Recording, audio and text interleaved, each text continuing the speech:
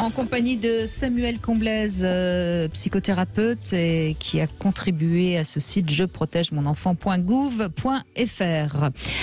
Neko est avec nous maintenant, et je crois que c'est intéressant aussi d'avoir votre témoignage, Neko, parce que vous êtes gay.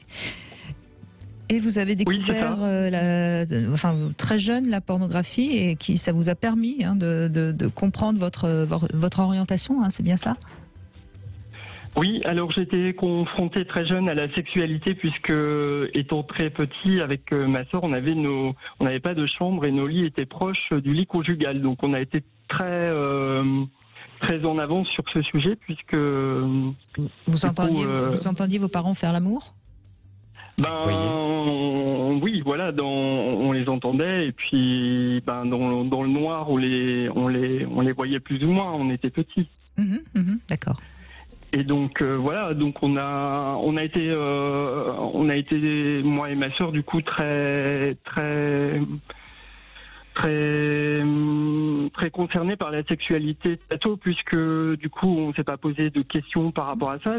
Seulement c'est venu après en grandissant que la sexualité a pris plus d'importance, en sachant que par exemple moi j'ai eu des rapports hétérosexuels avant 12 ans et que j'ai découvert ma sexualité après un rapport à 12 ans. D'accord. Mais avec une femme qui était beaucoup plus âgée ou avec une femme une jeune fille ? C'était avec une fille de mon âge à l'époque. D'accord, oui. Donc vous avez de quelques années plus vieille que moi, mais pas de grande différence. 15-16 ans, quoi. Ouais. C'est ça. Et ça vous paraissait, à 12 ans, ça vous paraissait normal, ou vous étiez peut-être un peu en avance sur votre âge ? Cela dit, on sait qu'il y a des enfants de 12-13 ans qui ont leur premier rapport. Hein. L'âge moyen, c'est 17 ans et demi, mais effectivement, ça peut être plus tôt. Mais du coup, c'était important parce que tout à l'heure, vous parliez aussi de la responsabilité des parents par rapport à ça. Effectivement, l'accessibilité du sujet par rapport à comment les parents blindent ou pas le sujet, parce qu'en plus c'est pas un sujet qu'on a abordé avec nos parents, donc ça a vraiment été une découverte. Et moi j'avoue que alors à l'époque il n'y avait pas les VHS et tout ça, c'était des bandes dessinées hétéros qui se retrouvaient dans les tables de nuit, donc du coup moi je consultais les bouquins qu'il y avait à la maison. Et puis, ce qui était déjà pas normal, ce qui était déjà pas commun, j'ai envie de dire, pour mon âge, c'est que je me projetais à la place de la fille et pas à la place du mec. Oui, enfin ça démontrait déjà que vous étiez plus attiré par les garçons que par les filles, c'est tout. C'est ça. Oui. Et donc du coup, moi quand je rencontre par exemple un bisexuel qui se dit qu'il aime autant les filles que les garçons, moi ça m'interpelle parce que je lui dis niveau physique, il y a quand même une préférence et généralement un bi préfère moins le corps de l'homme que de la femme. Moi en tout cas, je préfère, c'est bien tranché, je préfère quand même le corps de l'homme.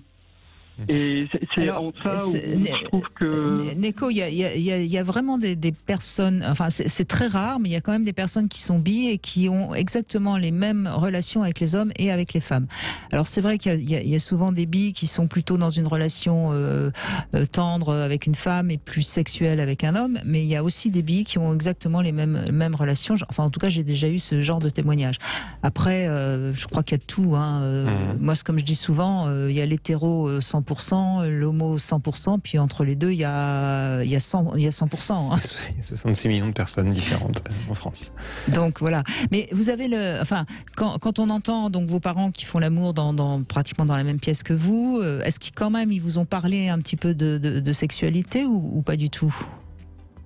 Non, du tout. Du tout. Du coup, c'est un sujet qu'on est parti.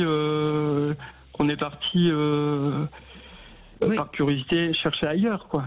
Et comment vous avez su, du coup, que ce que vous voyez dans le noir, dans la pénombre avec votre sœur, c'était de la sexualité ? Parce que vous dites, vous l'avez compris, vous l'avez vu très tôt, mais vous l'avez compris à quel moment et comment ?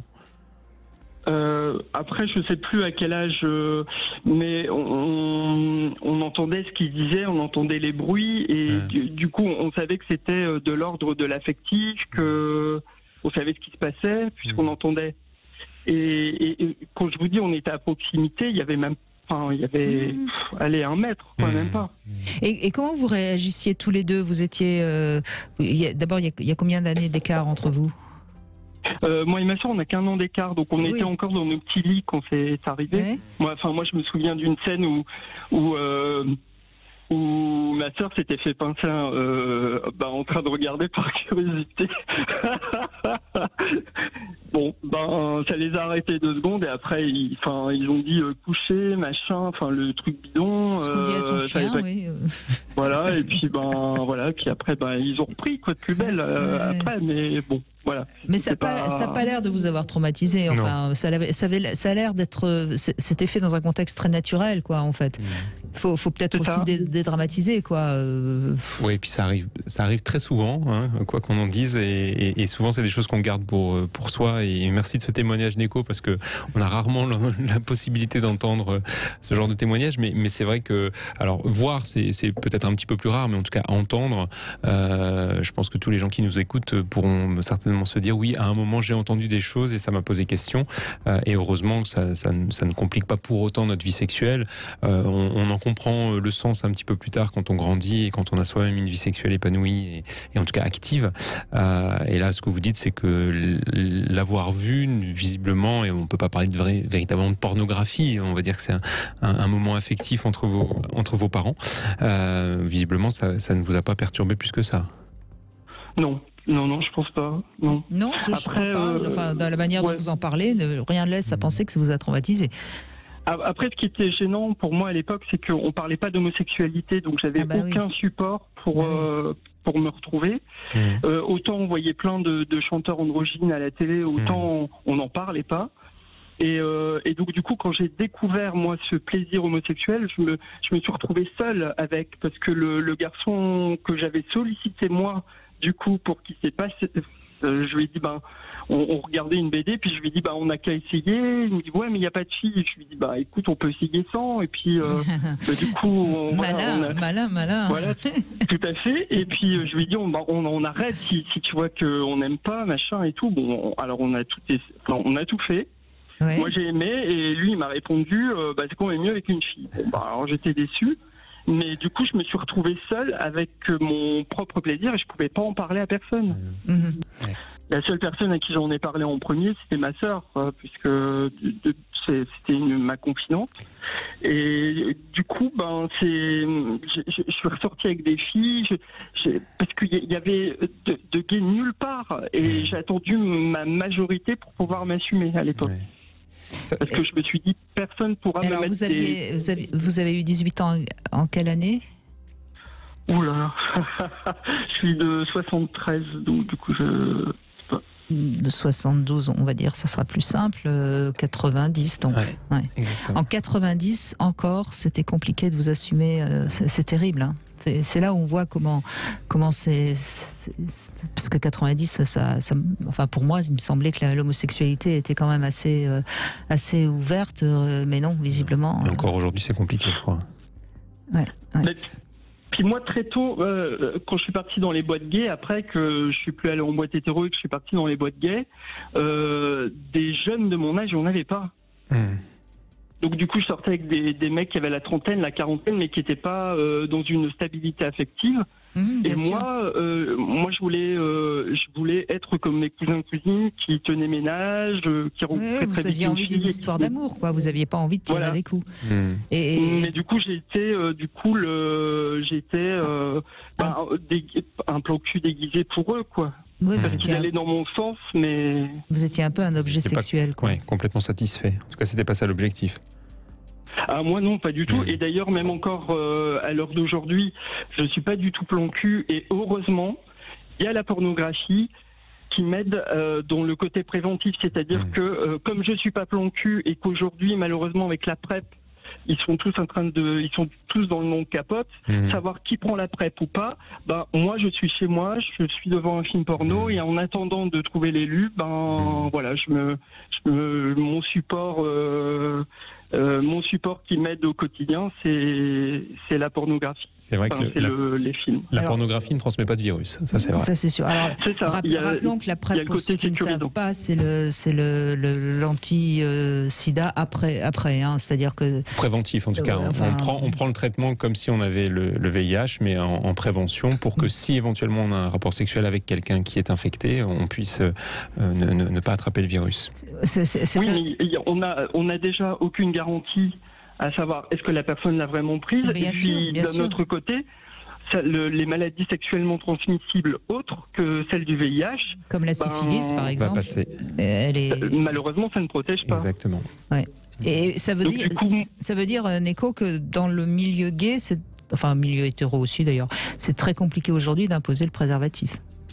Récemment, j'ai failli rencontrer quelqu'un qui disait chercher du sérieux, et très vite il m'a posé la question de sexuellement parlant, et je lui ai dit mais je vois sur ton annonce que tu mets que tu es sous PrEP. Il m'a dit ah oui moi de toute façon une capote ça me fait débander, c'est ça ou rien. J'ai dit bah ça sera rien, c'est tout.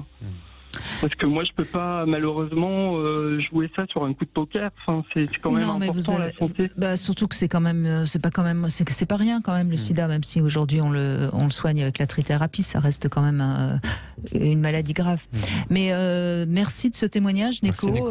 Donc là encore, hein, on voit qu'on avance dans certains cas, puis qu'après on recule et que l'être humain c'est pas simple. Hein. Non, c'est pas simple. Je me permets très rapidement parce que je vois que leur tourne.